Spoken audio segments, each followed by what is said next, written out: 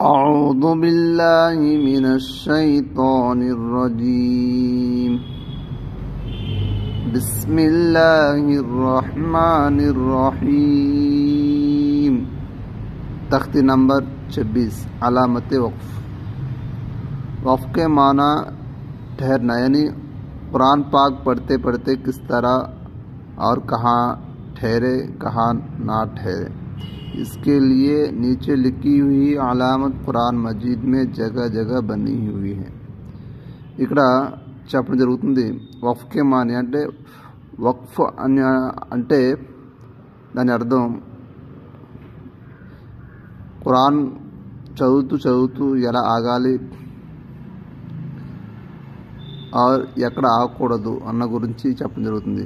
దీని గురించి కింద ఇచ్చిన గుర్తులు అలామత్ అంటే గుర్తులు ఖురాన్ యొక్క షరీఫ్లో అడుగడుగున వస్తాయని చెప్పడం జరుగుతుంది।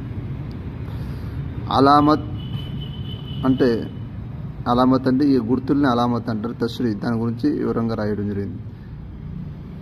అలామత్ तशरीफ यानी इस जो निशान है इनको अलामत कहते हैं और जो लिखी हुई है ना इसको तशरी कहते हैं। ठीक है, अलामत ऐसे गोल निशान को ये जो ऐसे गोल है ना आयत कहते हैं इसे, और गोल निशान भी कहते हैं। इस अलामत को आयत कहते हैं। यहाँ ठहरना चाहिए। पंच यहाँ ऐसा जो निशान है 5 ये मिसल गोल निशान के हुक्म के है। ఇక్కడ ఏం చెప్తున్నారు, ఇలాగా గుండ్రంగా ఉంది కదా దీన్ని ఆయత్ అంటారు। అలామత్ కో ఈ సూచన ఆయత్ అంటారు। ఇక్కడ ఆగాలన్నమాట, ఖురాన్ చదువుతున్నప్పుడు ఇక్కడ ఈ విధంగా వచ్చినప్పుడు ఆయత్ అంటారు, దాన్ని ఇక్కడ ఆగాలి। అదేవిధంగా పంచ్ అంటే ఈ యొక్క 5 అను రాసిన చూడండి ఇలాగా సింబల్, దీన్ని పంచ్ అంటారు।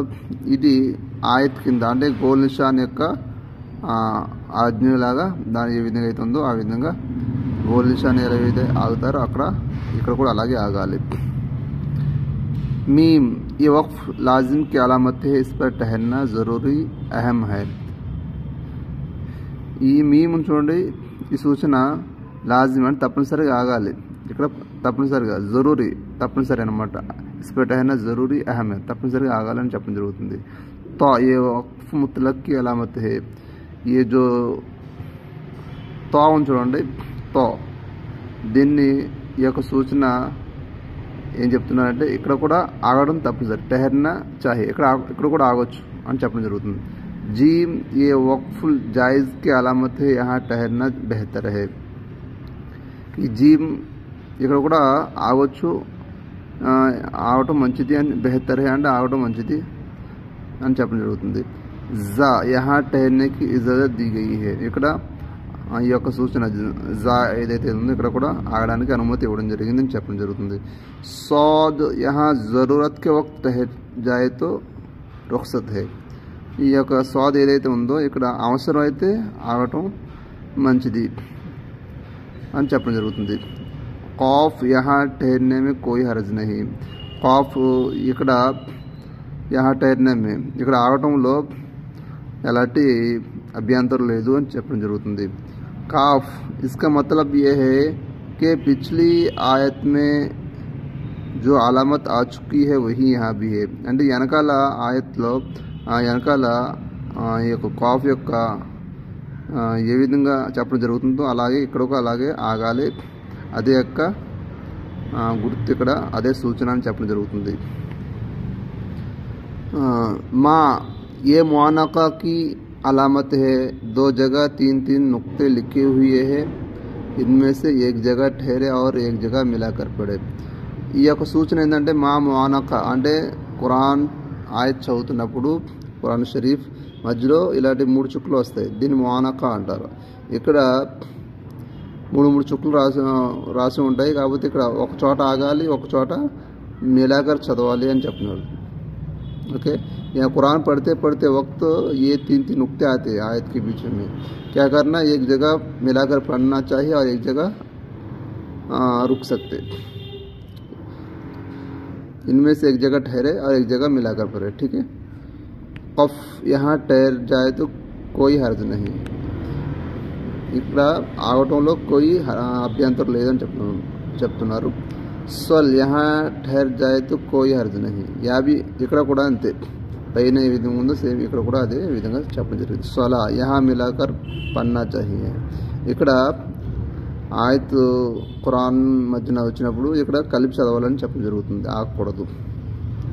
लाम अलिफ ये अलामत कहीं आयत पर होती है, यहाँ ठहरे या ना ठहरे मतलब नहीं बिगड़ता, और जहाँ इबारत के दरमियान लाम अलिफ हो वहाँ ठहरना जायज़ नहीं. ఇక్కడ ఏం చెప్తున్నారంటే ఈ సూచన ఏంటంటే లామ్ అలిఫ్ అన్నది ఇది ఆయత్ ఎక్కడన్నా ఆయత్ ఉన్నప్పుడు వస్తుంది అనమాట. ఇలా గోల్ నిషాన్ ఆయత్ని చూడండి, ఇలాగ ये अलामत कहीं आयत पर होती है, यहाँ ठहरे या ना ठहरे मतलब नहीं मिलता. ఇక్కడ ఆగండి ఇలా ఆగపోనా ఎలాంటి అభ్యంతరం లేదు, కాకపోతే దాని యొక్క అర్థం మారదు. కానీ చదువుతూ ఎక్కడన్నా ఒక ఆయత్ మధ్యలో వస్తే కనుక అక్కడ ఆగకూడదు అన్నారు. వర్ణ మతలబ్ బిగడతాయి, దీని యొక్క అర్థం మారిపోద్ది. ఒకవేళ అలా ఆగితే దాని యొక్క అర్థం మారిపోద్ది అని చెప్పడం జరుగుతుంది. वहाँ ठहरना जायज़ नहीं मतलब అంటే దాని యొక్క ఉద్దేశం మారిపోద్దని చెప్పడం జరుగుతుంది. ఓకే. सीन या सकता थोड़ी देर आवाज़ बंद करे मगर सांस ना टूटने पाए. सीन या सकता అంటే ఇక్కడ थोड़ी देर आवाज़ बंद करे, తో కాసేపు మన యొక్క శబ్దాన్ని వాయిస్ ఆపాలి, కాకపోతే ఊపిరి పీల్చుకోకూడదు, బిగబెట్టి ఉంచాలి, కానీ మళ్ళీ అక్కడ రన్ అయిపోవాలి. वक्फा यहाँ सकते से ज़्यादा देर आवाज़ बंद करे और सांस ना टूटने पाए. ఇక్కడ కూడా సేమ్ పైన ఏ విధంగా ఉందో సక్తా వక్ఫా కూడా అదే విధంగా చదవాలి. ఓకే.